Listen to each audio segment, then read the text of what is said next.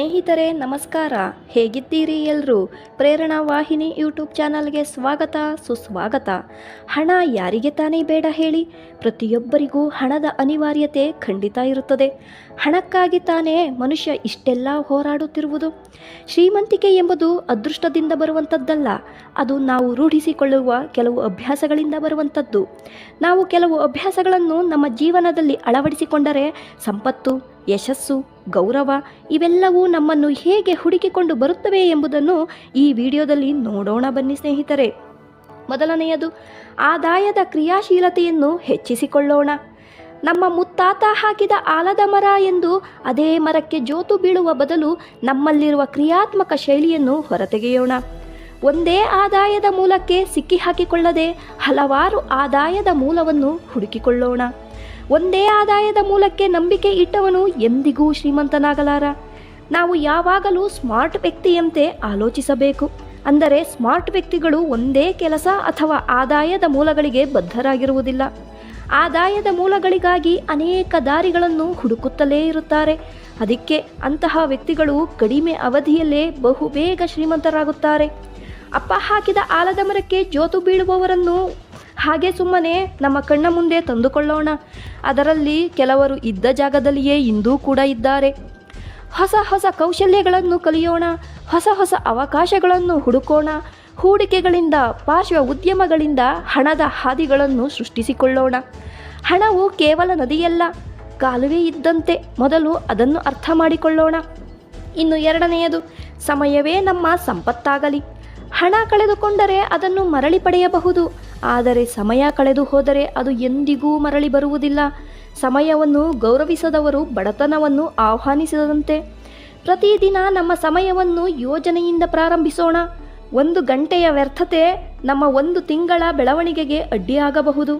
ಸಮಯವನ್ನೇ ನಮ್ಮ ಸ್ನೇಹಿತನನ್ನಾಗಿ ಮಾಡಿಕೊಂಡರೆ ಯಶಸ್ಸು ನಮ್ಮ ನೆರಳಾಗಿ ಬದಲಾಗುವುದರಲ್ಲಿ ಯಾವುದೇ ಅನುಮಾನವಿಲ್ಲ. ಇನ್ನು ಮೂರನೆಯದು, ಹಣವನ್ನು ಗೌರವಿಸೋಣ. ಹಣ ಒಂದು ಶಕ್ತಿ ಇದ್ದಂತೆ. ಅದನ್ನು ಅಗೌರವಿಸಿದರೆ ಅದು ನಮ್ಮತ್ತ ತಿರುಗಿಯೂ ಸಹ ನೋಡುವುದಿಲ್ಲ. ಹಣವನ್ನು ಪ್ರೀತಿಸೋಣ, ಗೌರವಿಸೋಣ, ಆದರೆ ಸಂಬಂಧಗಳನ್ನೇ ದೂರ ಮಾಡಿಕೊಳ್ಳುವಷ್ಟು ಹಣದ ಮೇಲಿನ ಅತಿಯಾದ ವ್ಯಾಮೋಹ ಬೇಡ ಸ್ನೇಹಿತರೆ. ಇನ್ನು ನಾಲ್ಕನೆಯದು, ಸಾಧ್ಯವಾದಷ್ಟು ಅನಗತ್ಯ ಖರ್ಚುಗಳಿಂದ ದೂರ ಇರೋಣ. ಚಿಕ್ಕ ಪುಟ್ಟ ಕಾಯಿಲೆಗಳಿಗೆಲ್ಲ ಪ್ರೈವೇಟ್ ಹಾಸ್ಪಿಟಲ್ಗಳಿಗೆ ಹೋಗಿ ಅವರು ಕೇಳಿದಷ್ಟು ಹಣ ಕೊಟ್ಟು ಬರುವುದನ್ನು ಕಡಿಮೆ ಮಾಡೋಣ. ಆಡಂಬರಗಳಿಗಾಗಿ ಉಪಯುಕ್ತವಲ್ಲದ ಖರ್ಚುಗಳನ್ನು ಕಡಿಮೆ ಮಾಡೋಣ.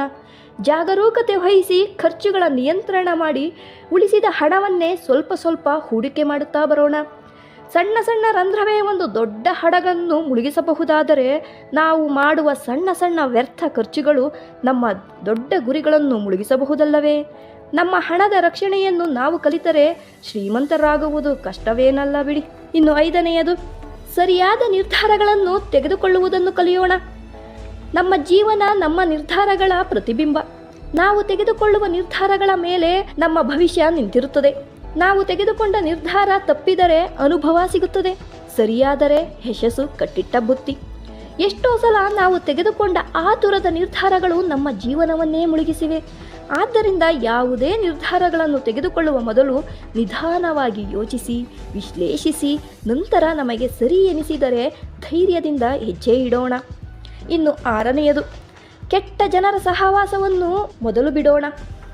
ಸದಾ ಮೊಬೈಲ್ನಲ್ಲೇ ಕಾಲ ಕಳೆಯುವವರ ಜೊತೆ, ಸೋಮಾರಿತನದಿಂದ ಕೂಡಿರುವವರ ಜೊತೆ, ನಿಷ್ಪ್ರಯೋಜಕ ಜನರ ಜೊತೆ, ಕೆಟ್ಟ ಅಭ್ಯಾಸಗಳನ್ನು ಒಳಗೊಂಡಿರುವವರ ಜೊತೆ, ಬರೀ ಅವರಿವರ ಬಗ್ಗೆ ಮಾತನಾಡಿಕೊಂಡಿರುವವರ ಸಹವಾಸದಿಂದ ಸಾಧ್ಯವಾದಷ್ಟು ದೂರ ಇರೋಣ. ಅಂತಹವರ ಸಹವಾಸ ವಿಷ ಕುಡಿಯೋದಕ್ಕೆ ಸಮಾನವಾಗಿರುತ್ತದೆ. ಇಂತಹವರ ನಡವಳಿಕೆ ನಿಧಾನವಾಗಿ ನಮ್ಮ ಮನಸ್ಸನ್ನು ನಾಶ ಮಾಡಿಬಿಡುತ್ತದೆ. ಆದರೆ ಒಳ್ಳೆಯ ಪ್ರೇರೇಪಕರ ಜನರ ಜೊತೆ ಇರೋದು ಬಂಗಾರದ ಹೂಡಿಕೆಯಾಗಿರುತ್ತದೆ. ಒಳ್ಳೆಯ ಜನರ ಚಿಂತನೆಗಳು, ಅವರ ದೃಷ್ಟಿಕೋನಗಳು ನಮ್ಮ ಜೀವನದ ದಿಕ್ಕನ್ನೇ ಬದಲಿಸುತ್ತದೆ. ಸಾಧ್ಯವಾದಷ್ಟು ಕೆಟ್ಟ ಜನರ ಸಹವಾಸದಿಂದ ದೂರ ಸರಿದು ಒಳ್ಳೆಯ ಚಿಂತನೆಯುಳ್ಳ ವ್ಯಕ್ತಿಗಳ ಜೊತೆ ಉತ್ತಮ ಸ್ನೇಹವನ್ನು ಬೆಳೆಸಿ ನಮ್ಮ ಆಲೋಚನೆಗಳನ್ನು ಅವರಂತೆ ಧನಾತ್ಮಕತೆಯ ಕಡೆಗೆ ಕೊಂಡೊಯ್ಯೋಣ. ಜೊತೆಗೆ ಯಶಸ್ಸಿನ ಮೆಟ್ಟಿಲೇರಿ ಶ್ರೀಮಂತಿಕೆ ಸಿಹಿಯನ್ನು ಅನುಭವಿಸೋಣ.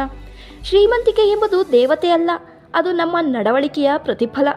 ಹಣವನ್ನು ಗೌರವಿಸುತ್ತಾ, ಸಮಯವನ್ನು ಉಳಿಸುತ್ತಾ, ಸಕಾರಾತ್ಮಕ ಜನರ ಜೊತೆ ಇದ್ದು ಕ್ರಿಯಾತ್ಮಕ ಕೌಶಲ್ಯಗಳನ್ನು ಅಭಿವೃದ್ಧಿಪಡಿಸಿಕೊಂಡು ಅನಗತ್ಯ ಖರ್ಚುಗಳಿಂದ ದೂರವಿದ್ದು ನಮ್ಮ ಹಣವನ್ನು ಒಳ್ಳೆಯ ಕಡೆ ಹೂಡಿಕೆ ಮಾಡುವುದರ ಮೂಲಕ ಶ್ರೀಮಂತಿಕೆಯನ್ನು ನಮ್ಮದಾಗಿಸಿಕೊಳ್ಳೋಣ ಅಂತ ಹೇಳ್ತಾ ಇಂದಿನ ವಿಡಿಯೋವನ್ನು ಮುಗಿಸುತ್ತೇನೆ.